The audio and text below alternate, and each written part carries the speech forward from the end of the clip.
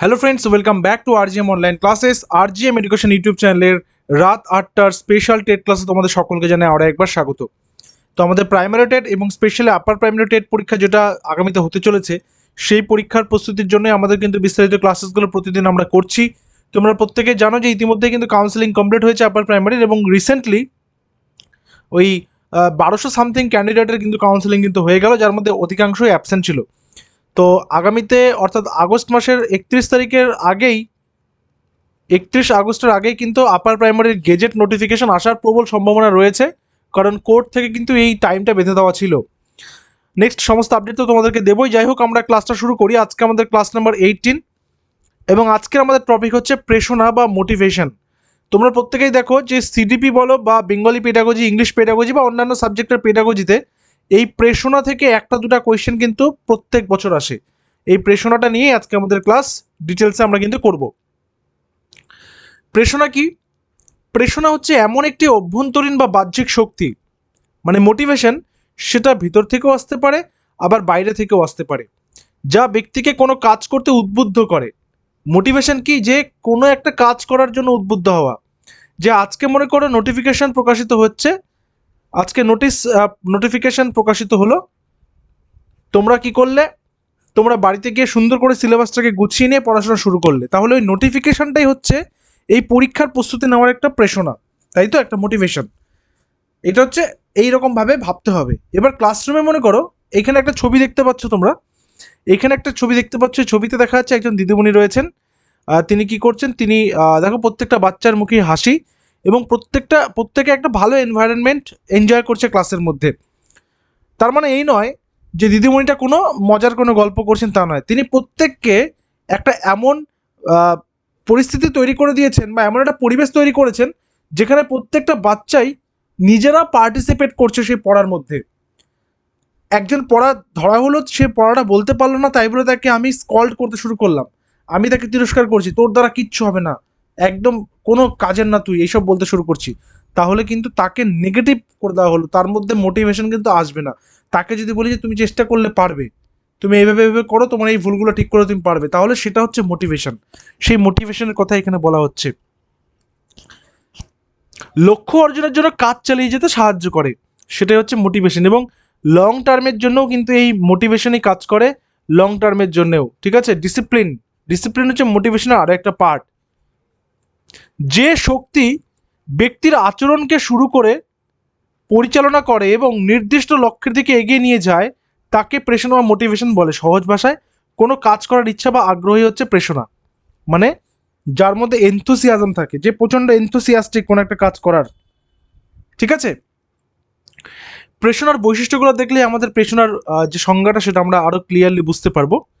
এটা আচরণকে সক্রিয় করে, অর্থাৎ একটা ছেলে বা একটা মেয়ে, বিশেষ করে আমরা যখন টিনেজের কথা বলি, আমরা যখন টিনেজার বা টিনেজের কথা বলছি, যে 13 to 19 বেসিক্যালি এটাকে টিনেজ বলা হয়ে থাকে, অর্থাৎ যেগুলোর পিছনে টিন রয়েছে, যেমন 13, 14, 15, 16 ইত্যাদি। তো সেই সময় বাচ্চাদেরকে বলা হচ্ছে, সেই সময়কালটাকে বলা হয় ঝড় ঝঞ্ঝার কাল। ঠিক আছে? ঝড় ঝঞ্ঝার কাল। কেন এই সময়টাকে ঝড়ঝঞ্ঝার কাল বলা হয়? কারণ এই সময়ে বাচ্চাদের মধ্যে সবথেকে বেশি পরিবর্তন লক্ষ্য করা যায়। ছেলে এবং মেয়ে উভয়ের মধ্যেই শারীরিক থেকে শুরু করে মানসিক এবং তার পাশাপাশি ব্যবহারিক বা আচরণগত, যেটাকে আমরা বলি বিহেভিয়ারিয়াল, তো সেই সমস্ত পরিবর্তন কিন্তু লক্ষ্য করা যায়। তো এই প্রেরণাই হচ্ছে কি করে প্রত্যেকটা বাচ্চাকে তার আচরণকে সক্রিয় রাখতে সাহায্য করে। সে পজিটিভ দিকে এগোবে নাকি সে নেগেটিভ দিকে এগোবে, সেই বিষয়টা কিন্তু এই সময় এগিয়ে আসে।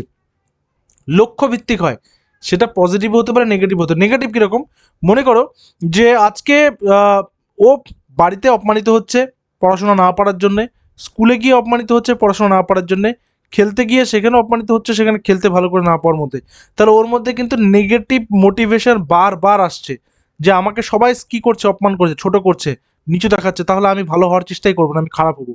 সে খারাপ হওয়ার দিকে কিন্তু ধাবিত হবে। তো এইটা হচ্ছে নেগেটিভ মোটিভেশন। ঠিক আছে? নেগেটিভ মোটিভেশন কথাটা আমি বলবো না, এটা হচ্ছে একটা নেগেটিভ দিকে চালানো হওয়া। ব্যক্তিকে কাজ চালিয়ে যেতে সাহায্য করবে, যে কোনো বিষয়ে মোটিভেশন আছে মানে সে কাজ করছে। অভ্যন্তরীণ এবং বাহ্যিক উভয় উৎস থেকে আসতে পারে। এই বিষয়টা আজকের ক্লাসে আমরা ডিটেলস আলোচনা করব। আমাদের রয়েছে লেখার গতি ও সাফল্য বৃদ্ধি করে। শেখার গতি, মানে মোটিভেশন আছে মানে শেখার গতিটা বাড়বে, মানে পজিটিভ দিকে এগোবে। ঠিক আছে, আজকে কোনো একটা টপিক সে বুঝতে ভালো করে পারছে এবং তার পরিবর্তে, মানে তার পরিবর্তে নয়, পরিপ্রেক্ষিতে ক্লাসে সে সকলের কাছে সমাদৃত হচ্ছে, সে প্রশংসার পাত্র হচ্ছে, তখন তার মনে হবে কি আমি আরো ভালো করে শিখি, আমাকে পারতে হবে। প্রেষণার সংজ্ঞাতে যদি আসি, প্রেষণার সংজ্ঞা কি? প্রেষণার সংজ্ঞা উডওয়ার্থ বলেছেন, motivation is the state of the individual which disposes him for certain behaviour. মোটিভেশনটা কি?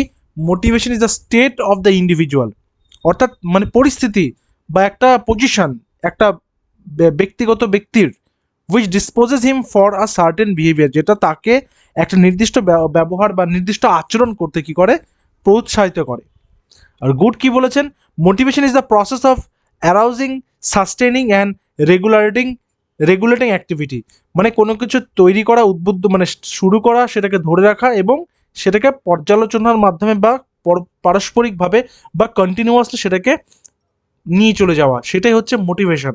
মানে প্রেরণা মানে আমরা বুঝতে পারছি সেটা কি, এটা হচ্ছে একটা কিন্তু প্রসেস, এটাও একটা মেন্টাল প্রসেস, ভিতর থেকে আসবে, বাইরে থেকে অবশ্যই প্রেরণা আসবে, কিন্তু সেটা ভিতরকে কি করবে, চালিত করবে, চ্যানেলাইজ করবে। আশা করি প্রেরণার সংজ্ঞাটা প্রত্যেকে বুঝতে পেরেছো, বুঝতে না পারলে নিচে কমেন্ট সেকশনে জানাবে। এবার আমরা যেটা বলছিলাম যে দুই ধরনের প্রেরণার কথা আমরা জানবো, একটা হচ্ছে অন্তর্নিহিত প্রেরণা, ইন্ট্রিনসিক মোটিভেশন, একটা হচ্ছে বহির্নিহিত প্রেরণা বা এক্সট্রিনসিক মোটিভেশন। ইন্ট্রিনসিক মোটিভেশনটা কি আর এক্সট্রিনসিক মোটিভেশনটা কি? অন্তর্নিহিতটা একবার বুঝি। ব্যক্তি যখন নিজের আগ্রহ, আনন্দ বা কৌতূহল থেকে কাজ করে তখন তাকে অন্তর্নিহিত প্রেরণা বলে। ধরো একটা বাচ্চা যখন সে মোবাইল ফোন ঘাঁটছে, ঠিক আছে, যে সে যখন মোবাইল ফোন ঘাঁটছে, সে একটা কিছু জানতে পারছে স্ক্রিনের মাধ্যমে, ধরো মিটিওর সম্পর্কে জানতে পারছে, মেটিওর সম্পর্কে, সে ধরো ক্লাস 4-এ পড়ে, এখন তো বাচ্চারা ক্লাস 4-এ পড়ে, ক্লাস 3-তে পড়ে, প্রত্যেকের কাছে মোবাইল ফোন এখন একটা কমন ব্যাপার হয়ে গেছে।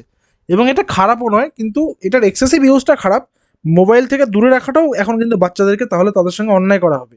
তাদেরকে মোবাইল ইন্টারনেট থেকে দূরে রাখা ঠিক নয়, কারণ তারা বর্তমান পরিস্থিতি অনুযায়ী শিখবে। আমরা ছোটোবেলায় কীভাবে শিখেছি সেভাবে তারা যে শিখবে তার কোনো মানে নেই। তো সেই বাচ্চারা থাকলে মিটিওর সম্পর্কে জানছে, তখন সে মেটিওর সম্পর্কে জানতে জানতে তো ও ইউটিউবে সার্চ করছে বা কাউকে বলছে মেটিওরটা কি, ওই যে জানার যে আগ্রহটা, ওকে কিন্তু কেউ বলে দেয়নি যে তোমাকে মেটিওর সম্পর্কে জানতে হবে, ওকে কিন্তু কেউ বলে দেয়নি যে তোমাকে সোলার প্ল্যানেট সম্পর্কে জানতে হবে এখনই, ওকে কেউ কিন্তু বলে দেয়নি যে তোমাকে তুষার ঝড় সম্পর্কে জানতে হবে, তোমাকে তোমাকে হবিট সম্পর্কে জানতে হবে, কিন্তু সে এগুলো ফোনে দেখতে দেখতে শিখছে এবং তখন তার মধ্যে জানার কৌতূহলটা বাড়ছে।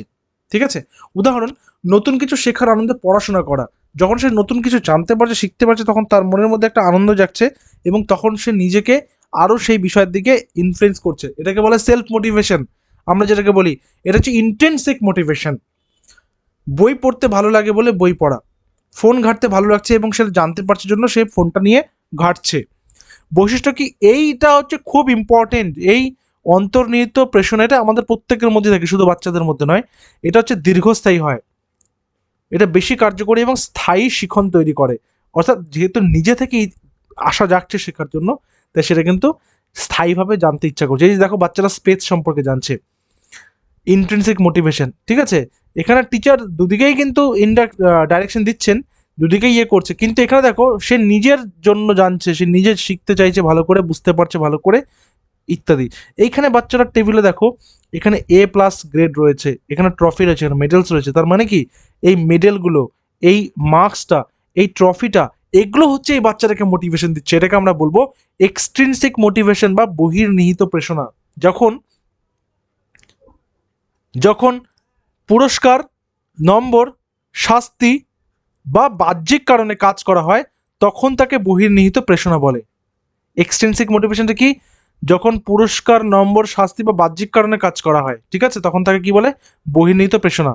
উদাহরণ কি, ভালো নম্বর পাওয়ার জন্য পড়াশোনা করা, পুরস্কার পাওয়ার জন্য অংশগ্রহণ, যে বিষয়টা আমি বললাম। ঠিক আছে, তো বৈশিষ্ট্য কি, বাহ্যিক উৎস থেকে আসে, অস্থায়ী হতে পারে, এটা মানে পার্মানেন্ট না, এটা একটা পার্টিকুলার টাইম অবধি। মনে করো যে আজকে সে এই মেডেলটা পেলো না, তার মনটা ভেঙে গেল, তার আর ইচ্ছা করছে না ওটা করার, বা নেক্সট ক্লাস থেকে কোনো ট্রফি, কোনো মেডেল, কোনো গ্রেড নেই, তখন তারও আর পড়াশোনার অতটা ইচ্ছা নেই।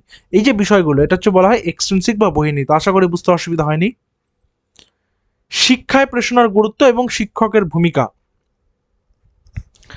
শিক্ষায় প্রেরণার গুরুত্ব কি, শেখার আগ্রহ বাড়াবে, মনোযোগ বৃদ্ধি করবে, ভালো ফল করতে সাহায্য করবে, আত্মবিশ্বাস বাড়াবে, অধ্যাবসায় মানে পারজিভারেন্স।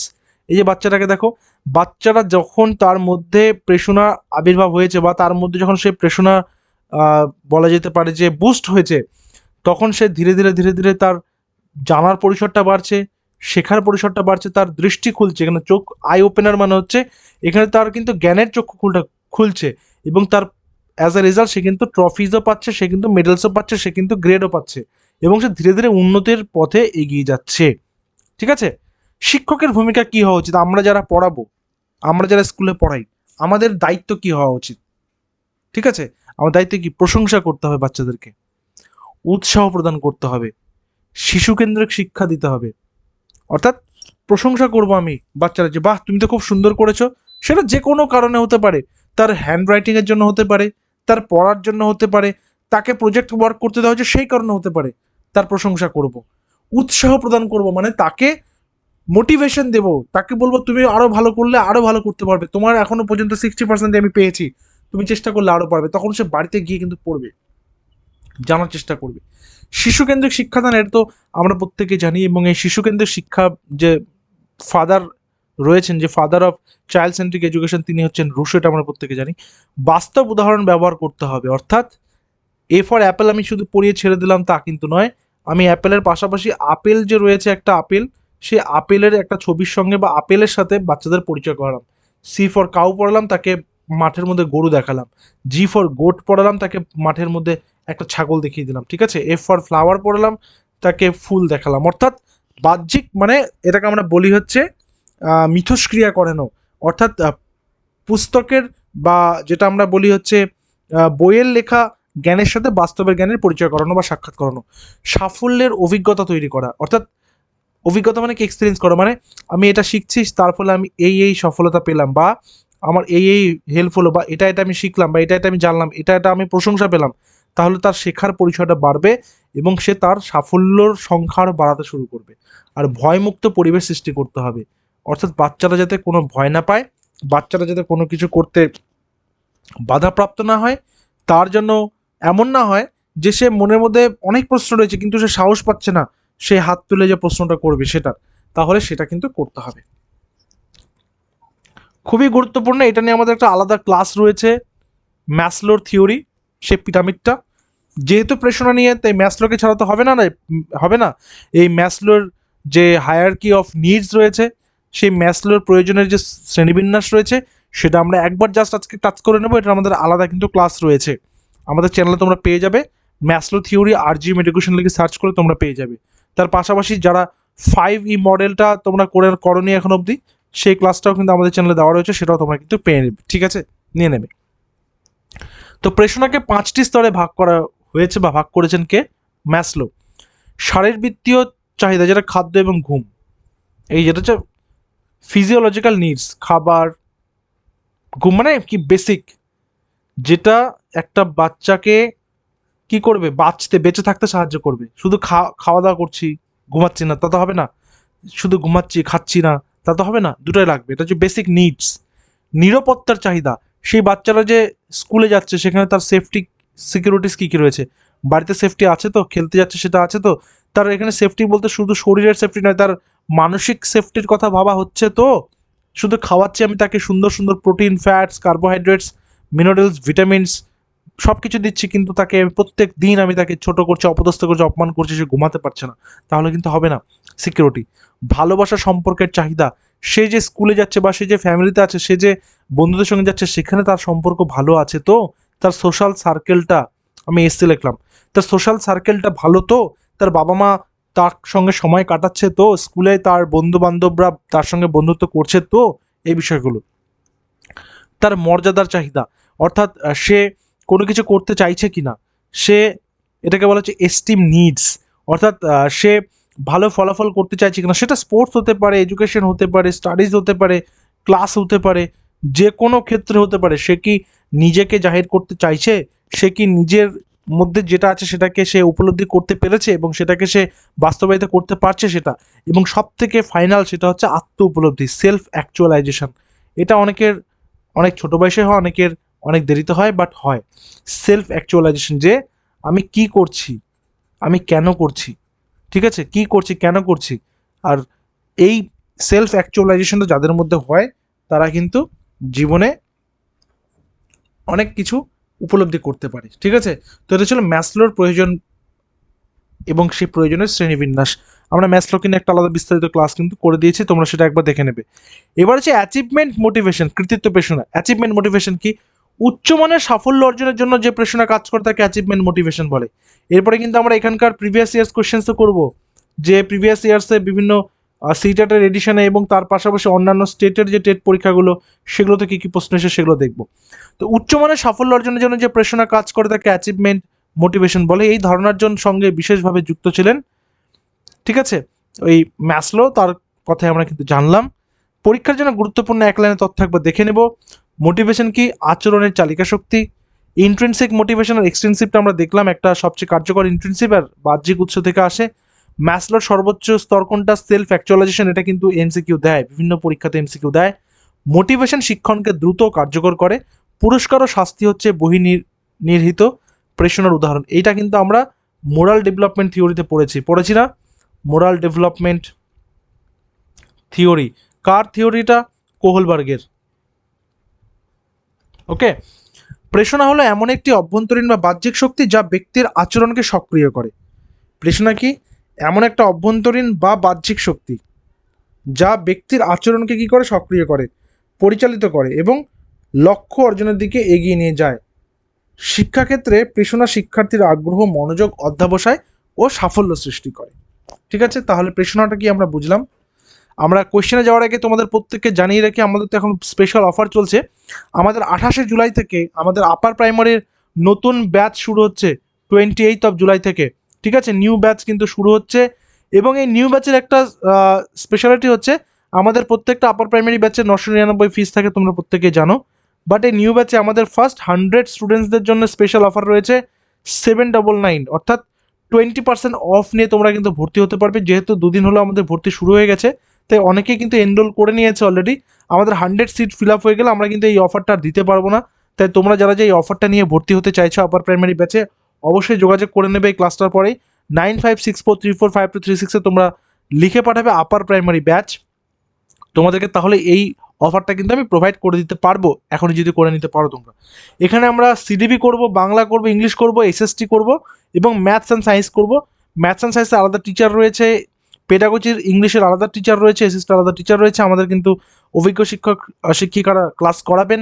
সেখানে ডিটেলড ক্লাস হবে, এমন না যে শুধুমাত্র এমসিকিউ করিয়ে ছেড়ে দিই। ডিটেলডে ক্লাস হবে, প্রত্যেকটা টপিক অনুযায়ী পিডিএফ নোটস দেওয়া হবে সেগুলোর, তারপরে এমসিকিউ নোটস পাবে। তার পাশাপাশি নিয়মিত মক টেস্ট রয়েছে। মক টেস্ট আমরা গুগল ফর্মেও করাচ্ছি, গুগল ফর্মে যেটা করাচ্ছি সেটা অনলাইনে হচ্ছে তোমরা জানোই।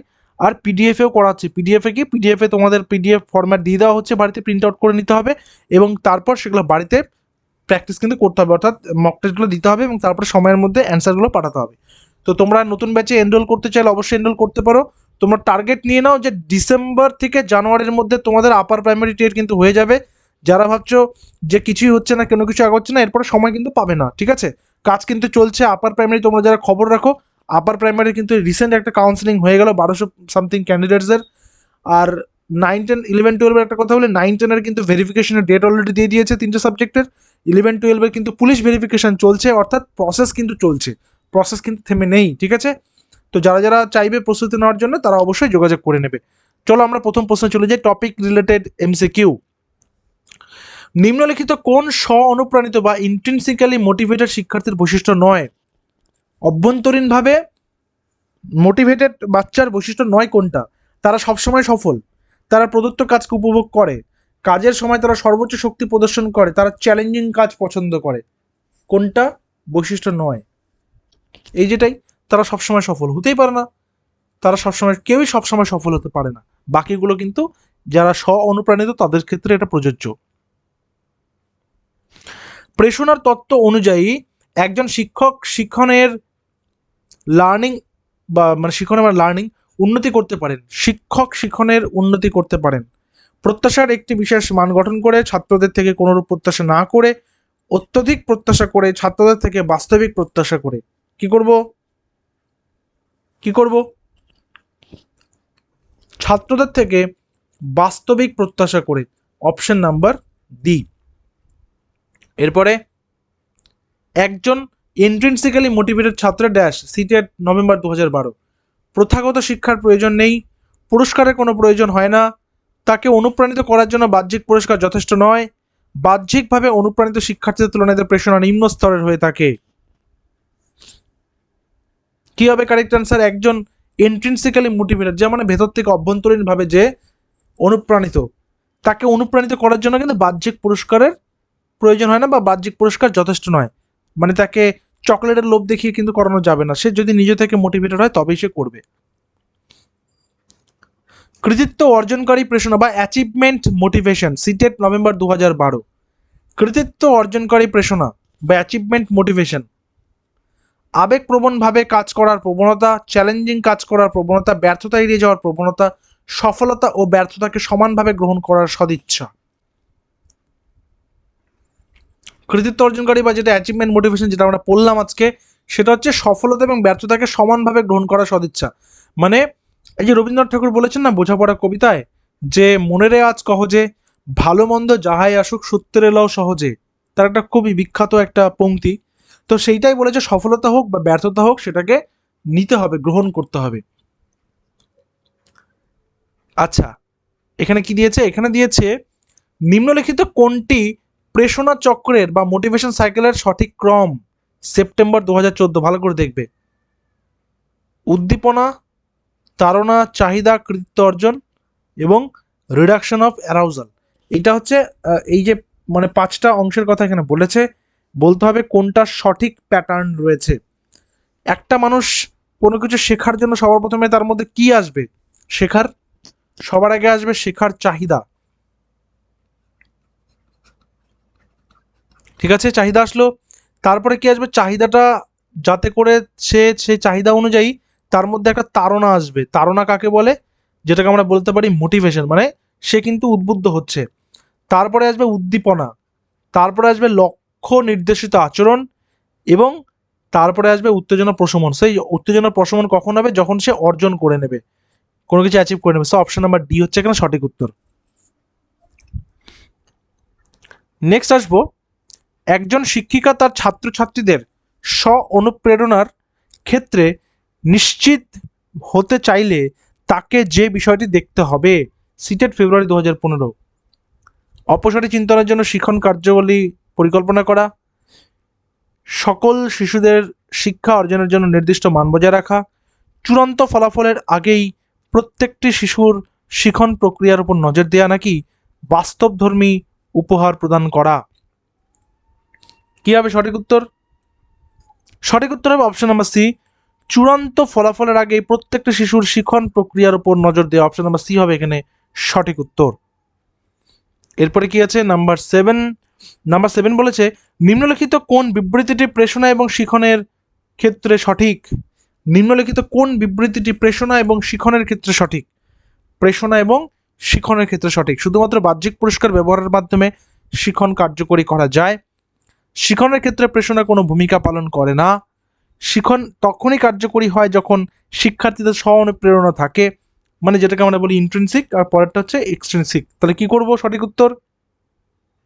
সঠিক উত্তর করব ইন্ট্রিনসিক, কারণ সব থেকে গুরুত্বপূর্ণ শিখনের ক্ষেত্রে কি? ইন্ট্রিনসিক মোটিভেশন, তাই না? আইএম।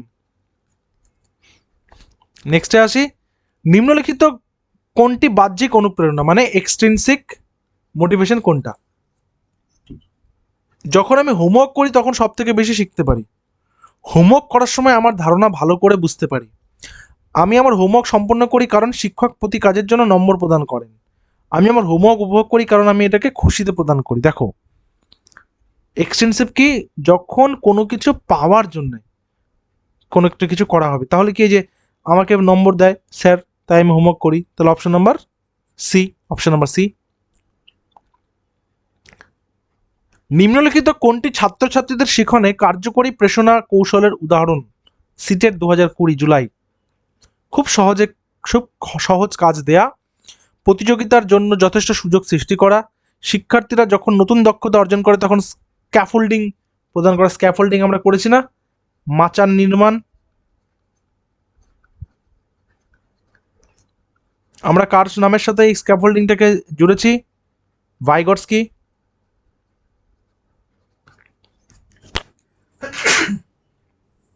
Extremely sorry.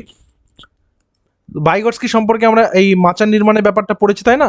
তো সিটের জুলাই 2020-তে এই প্রশ্নটা এসছে, তাহলে এখানে সঠিক উত্তরটা কি করবো আমরা?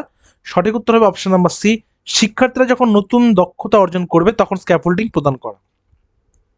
নাম্বার 10, শিশুদের স্ব অনুপ্রাণিত শিক্ষার্থী হতে উৎসাহিত করা হয়, মানে তাদেরকে কি করতে হবে? মানে যেটাকে আমরা বলি ইন্ট্রিনসিক মোটিভেটেড স্টুডেন্ট তৈরি করতে অনুপ্রাণিত করব। উৎসাহিত হওয়ার জন্য পুরস্কার প্রদান করে না, শাস্তি দিয়ে এটাও না, শিখন প্রক্রিয়ার মধ্যে কোনো ভুল করলে নেতিবাচক শাস্তি দেওয়া থেকে বিরত থেকে, এই যে বিরত থেকে মানে নেগেটিভ পেনাল্টি তাকে না দিয়ে, নাকি একটি শ্রেণীকক্ষে বিশেষ অর্জিত শিক্ষার্থীদের উৎসাহিত করে। কারেক্ট অ্যান্সার কি হবে?